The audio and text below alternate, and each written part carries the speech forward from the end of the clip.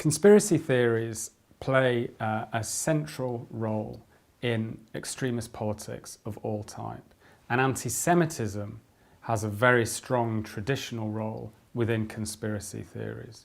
And this is why repeatedly we see anti-Semitism cropping up in the language, in the discourse of extremist movements of all types, whether they are far right, far left, radical Islamist movements, and even New Age movements. We often find anti-Semitic conspiracy theories. There is a British think tank called Demos which has done a lot of research on conspiracy theories.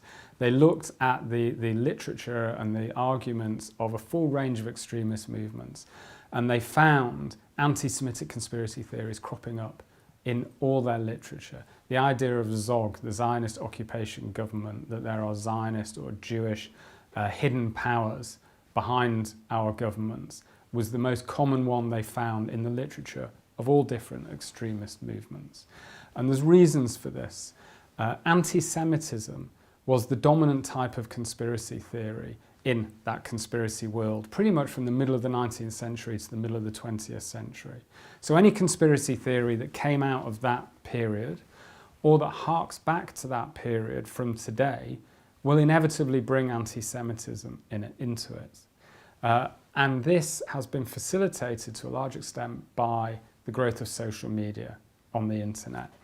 If you wanted to come across these anti-Semitic ideas 20 years ago, you would have to go and actually find an extremist movement, persuade them to let you into their meetings, and these are not trusting people. Get to read their magazines, which would not really look like professional magazines, or send off to their book lists. And then you'd start to see these ideas. 10 years ago, you could find them on the internet on extremist message boards like Stormfront and other far-right groups. But again, it was people talking to like-minded people. It was far-right people gathering together, making networks and connections, but not really reaching out of those boundaries.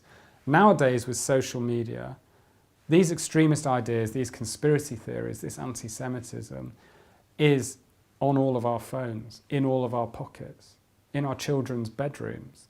And it looks as professional and as believable as something from the BBC or from CNN. All you need is a Facebook page or a Twitter account or an Instagram account, and there it is.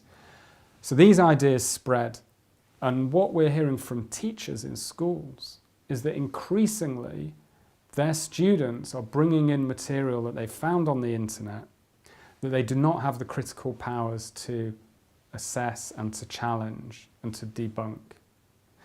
And increasingly teachers are having to argue against conspiracy theories in the classroom.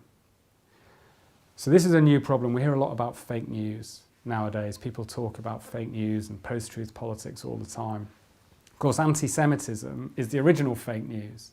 Anti-Semitism has always relied on lies and libels and myths about Jews that unscrupulous political and religious leaders have used to mobilise their own supporters or to whip up a mob.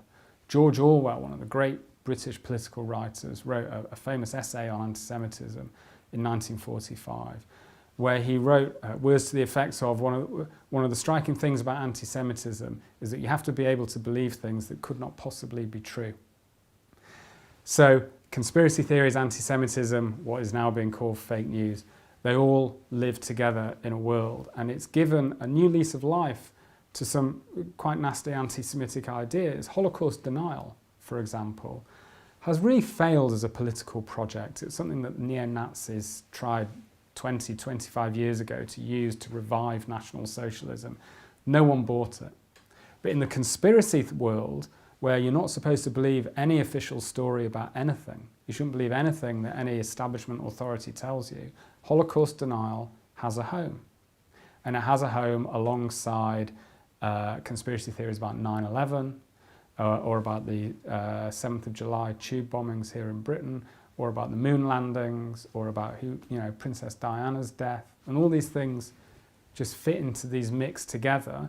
And the old barriers between what is far left and what is far right, what is fascist and what is anti-fascist, get completely blurred and broken down, because you get the same conspiracy theories in all different parts of the political spectrum.